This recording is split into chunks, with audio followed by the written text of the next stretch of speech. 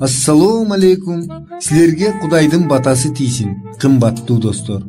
Микрофондо Кемелбек Жуманазаров, Аман Алдеев жана Гүлайым Жаманкулова. Биз силер менен кайрадан жолугушканга өтө кубанычтабыз. Жана биздин берүүгө көңүл бургандыгыңар үчүн ыраазычылыгыбызды билдиребиз. Бүгүнкү биздин берүүбүз эмне жөнүндө болмокчу? Биз өзүбүздүн Балдар дүйнөсү өспүрүм аттуу программабызды улантабыз жана өспүрүмдөрдүн маданияттуу жүрүш турушу жөнүндө сүйлөшөбүз.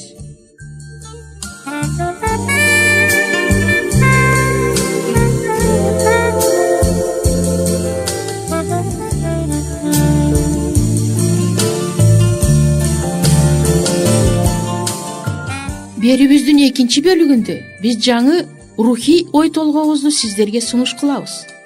Бул рубриканы биз жалгыз гана Кудай жан дүйнөгө тынчтык берет деп атадык. Бул рубриканын астында сиздерге сунуш кылынган темалар дин чөйрөсүндө абдан актуалдуу жана көңүл коюп уккан адамдар көп суроолорго жооп табат. Мисалы момундай суроолорго: биринчиден, ыймандуулардын ичинен кимиси Алла Таалага анык берилген? Экинчиден, Инжилде эмнелер бурмаланып калган? Же эч бурмалоолор жокпу? Бул жөнүндө асыл Куран эмне деп айтат? Үчүнчүдөн, Алланын уулу барбы? Муну кандай түшүнсө болот? Төртүнчүдөн, Курман айттын чыныгы маңызы эмнеде? Бул суроолорго жооп бериш үчүн биз Кудайдын ыйык китептери Тоорат, Забур, Инжил, Куран араб тилинен котормосун пайдаланабыз жана белгилүү исламчылардын пикирин колдонобуз. Ушул ой толгоолорго биз 13 радио берүүлөрүбүздү арнадык. Радио берүүлөрдү даярдоодо Куранды изилдөөчү, белгилүү окумуштуу Абдрахим Аль-Руминин эмгектери пайдаланылды. Ишенимди, ыйманды таза сактап, ыйык жазуулардан жооп издеген ар бир адамга Кудай өзүнүн батасын берсин. Кечиңиздер куунак болсун.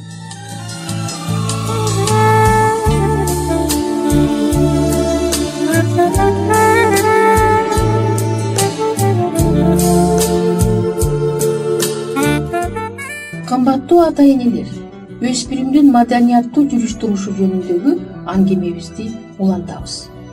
Эгерде үйдө башаламан иретсиз кир болсо, ата-энеси үстү башына көз салбай балит жүрсө, анда өспүрүмдүн тыкан, таза, так жүрүүнү талап кылуу кыйын болот. Мисалы, дем алыш күнү атасы сакал мурутун албай, ал эми энеси чачын тарабай жүрө беришет. Ата-эненин маданияттан мындай эс алуусу кабычкага алып коелу, балага таасирин тийгизбей койбойт. Жогоруда айтылгандар ата-энелер өспүрүмдөргө маданияттуу жүрүш туруштун эрежелери жөнүндө айтыш керектигин жокко чыгарбайт. Эгерде өспүрүм үй бүлөдө жакшы адаттарды урматтоону көрсө, анда улуулардын айтканы жакшы натыйжаны берет. Анткени өспүрүмдөр чоңдордун ченим менен жашагылары келишет. Алар үчүн чоңдордой болуп жүрүүнүн өзү жакшы көрүнөт. Мындай сүйлөшүү учурунда куру акыл айтуудан алыс болуш керек. Мындай сүйлөшүүлөрдүн дагы бир негизги максаты адамдын өзү менен күрөшүү эмес, анын кемчиликтери менен күрөшүү. Өспүрүмгө сенин досуң кандай адепсиз неме же кандай гана орой немесиң деп айтпаш керек. Мындай сөздөр аны тарымтат, анын наркын төмөндөтөт. Тескерисинче, өспүрүм анын кемчиликтерин жоюу үчүн улуу адамдардын жардам берүүгө даяр экендигин көрүш керек. Өспүрүмдөрдү маданияттуу жүрүш турушка тарбиялоодо ата-энелердин сылык мамилелерге маанилүү орун бергени туура. Анткени сылыктык бул адамдын кадырын сыйлоо. Сылыктык рахмат, өтүнөм деген эң жөнөкөй сөздөрдөн башталат. жана алар даана, чын жүрөктөн айтылышы керек.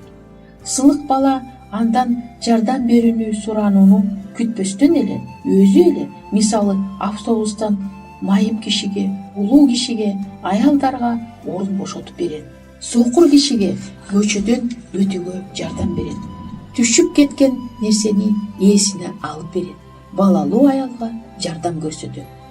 Бирөөлөрдүн олдоксондугуна, жаңылыштыктарына күлүү адепсиздик болот. Сүйлөшүп жаткан адамдардын сөзүнө аралашуу жана бирөөнүн сөзүн бөлүү адепсиздикке жатат. Жолдошторунун бир жеринин кемчилигин көрсөтүп күлүү, аларга төрт көз же чалыр деп ат коюу адепсиздик гана болбостон, мындай кылууга таптакыр болбойт. Өзүңдөн улуулар менен, курдаштарың менен таарынып жүрсөң да саламдашпай коюу адепсиздик болот. Катка жооп жазбай коюу, жасаган кызматы үчүн ыраазычылык билдирбөө да адепсиздикке жатат. Ата-энелер өспүрүмдөр менен сылыктык жөнүндө сүйлөшкөндө, жазуучу Сервантестин акылман сөзүн айта кетишсе болот. Сылыктык бизге абдан оңой берилет, бирок эң жогору бааланат. Эми сүйлөө маданияты жөнүндө аңгемелешели. Сүйлөө маданияты бул өзүнүн оюн ачык билгизүү жана бирөөнү уга билүү. Бирок ашыкча сөзү жок жөнөкөй сүйлөөгө, кооз жана таасирдүү сүйлөөгө дароо эле жетишүүгө болбосун эстен чыгарбаш керек. Жакшы китептерди көп окуу, өспүрүмдөрдүн сөз байлыгын көбөйтөт, маанилүү, даана сүйлөөгө үйрөтөт. Кымбаттуу жаш дос, туура, жакшынакай сүйлөөгө кантип үйрөнүүнү билгиң келип жатса керек. Адистер төмөндөгүлөрдү кеңеш кылышат. Оюңду кыска, так жана түшүнүктүү айтууга аракет кыл. Бекер, дайынсыз сөздөрдөн алыс бол. Билесиңби, түшүнөсүң, демек, мындайча айтканда, үшүнтип деген кереги жок сөздөрдөн алыс бол. Одону, уятсыз сөздөрдү айтпа. Кылган ишиңде эле айткан сөздөрүң да сылык болсун. Сөз менен адамды кубантып же терең ыза кылып алууга да болот. Эч качан жолдошторуңа ат койбо. Бул адамды кордоп басымдап. Сүйлөшүп жаткан кишини сыйла, аны карап тур. Сүйлөшүп жатып эки жакты карап, шашканыңды көргөзүп, саатыңды карай бербе.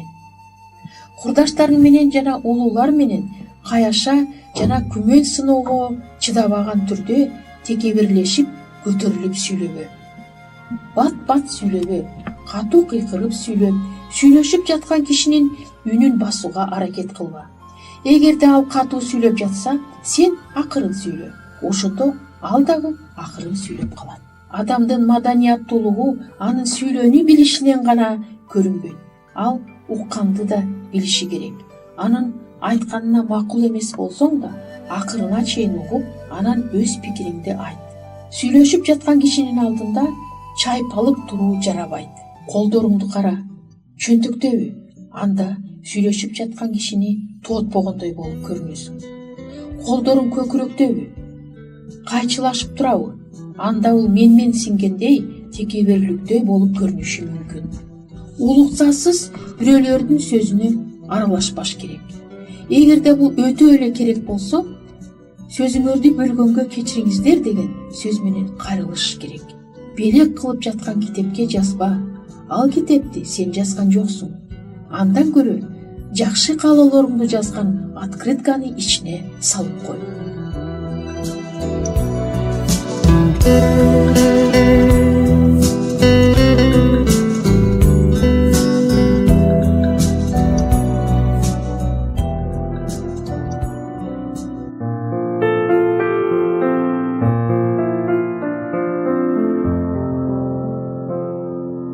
Берүүбүздүн экинчи бөлүгүндө адаттагыдай эле биздин рухий ой жүгүртүбүз.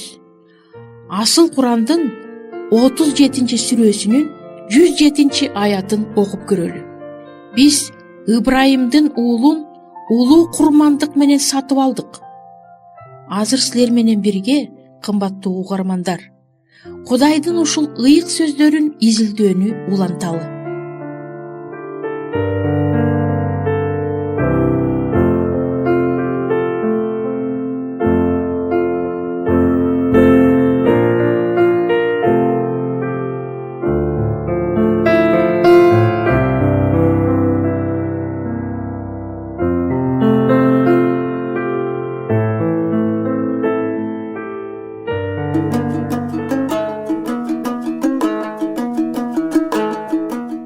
Эгер сиздерде суроолор болсо же көбүрөөк маалымат билем десеңиз, анда биздин WhatsApp номерибизге жазыңыз.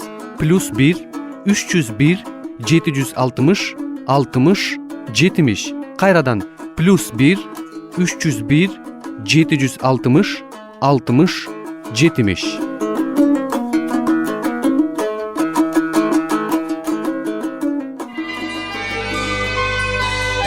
Сиздер Мен жана Дүйнө радио программасын угуп жатасыздар.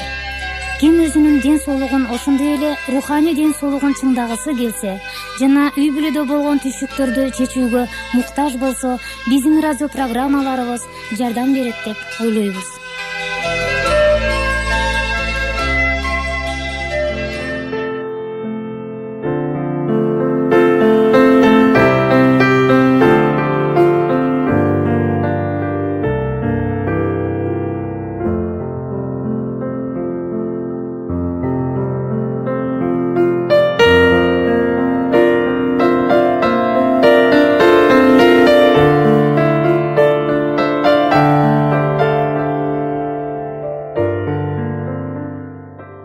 Бирок кайрымдуу Алла адамдардын күнөөсүн кечирет.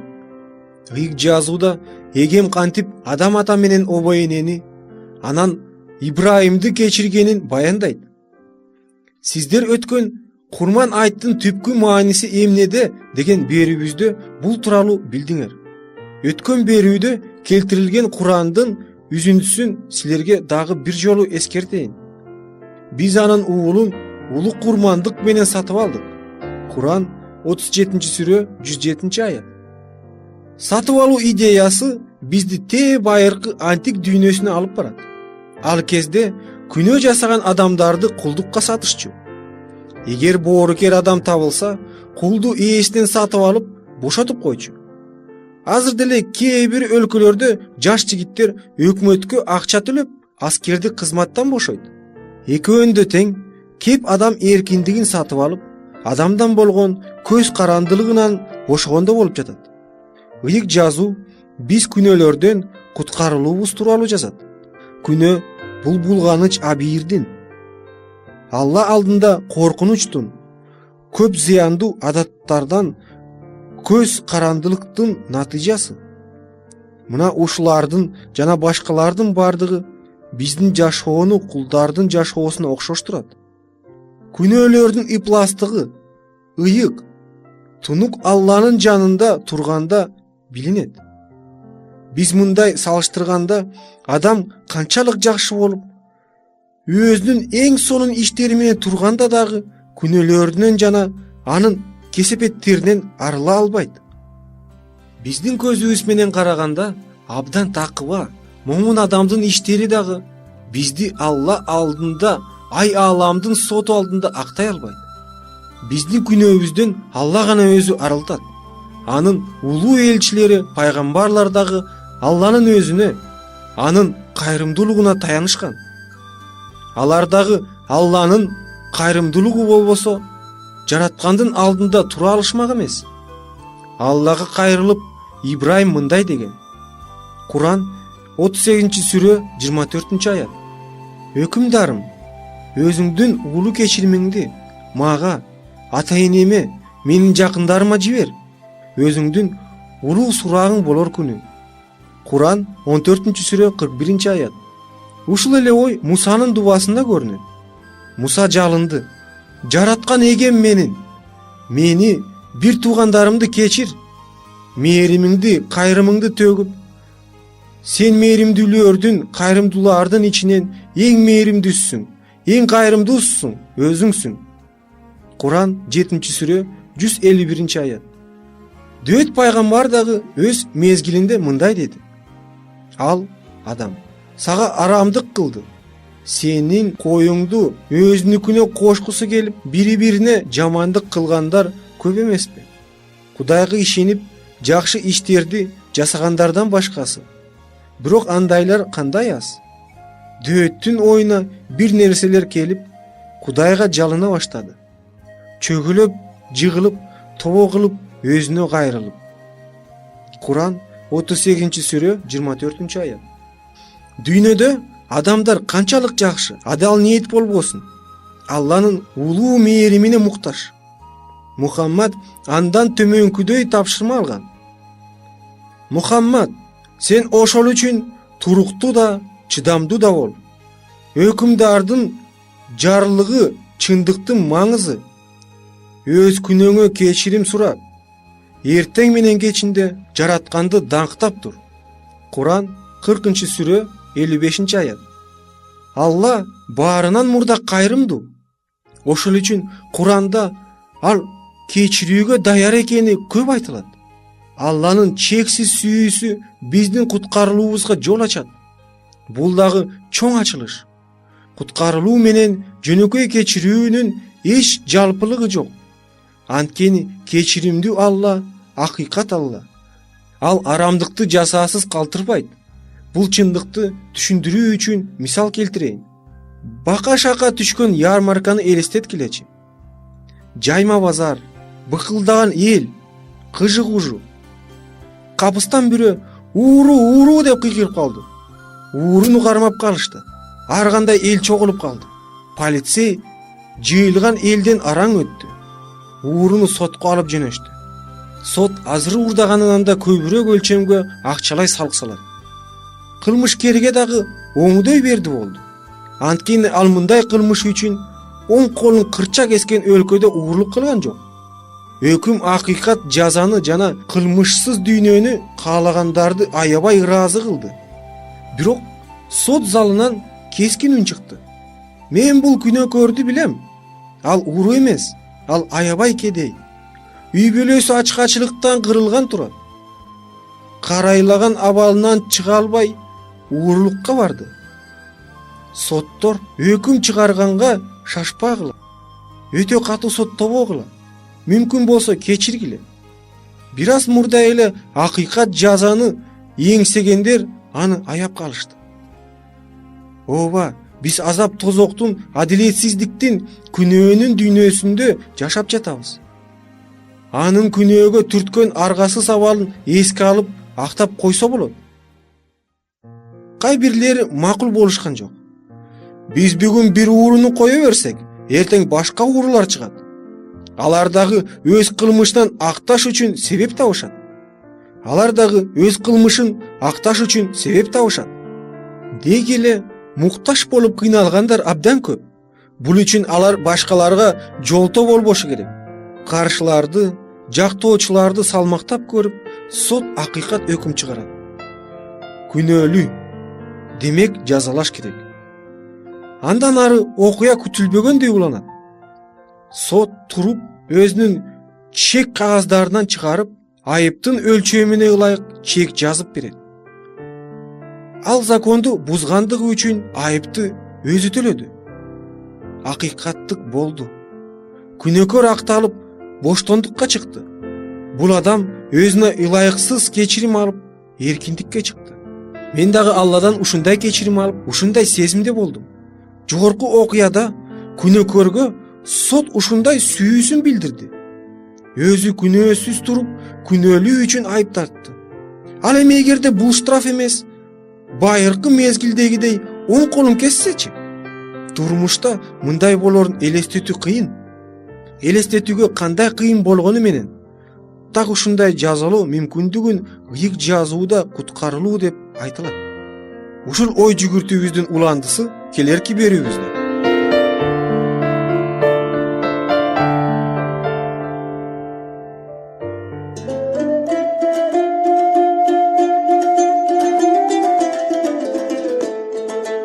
Кымбаттуу биздин угуучуларыбыз, эгерде силерде суроолор пайда болсо же биз менен ой бөлүшкүңөр келсе, бул WhatsApp телефон аркылуу кайрылсаңыздар болот. +996 705 28 48 07. Кайталаймын.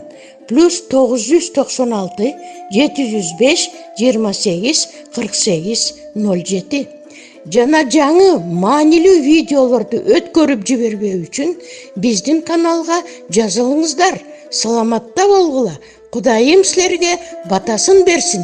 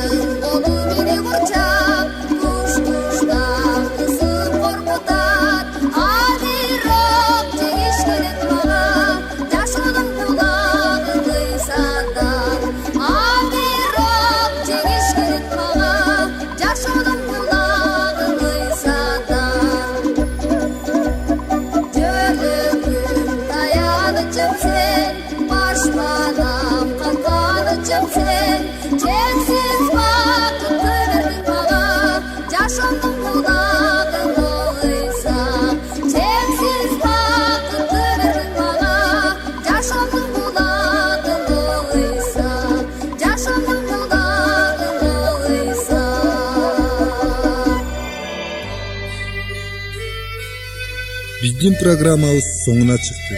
Көңүл бурганыңыздар үчүн сиздерге чоң ыраазылыгыбызды билдиребиз. Сиздер менен дагы кайрадан аба толкунунда жолугушабызго деген үмүттөбүз. Саламатта болуңуздар.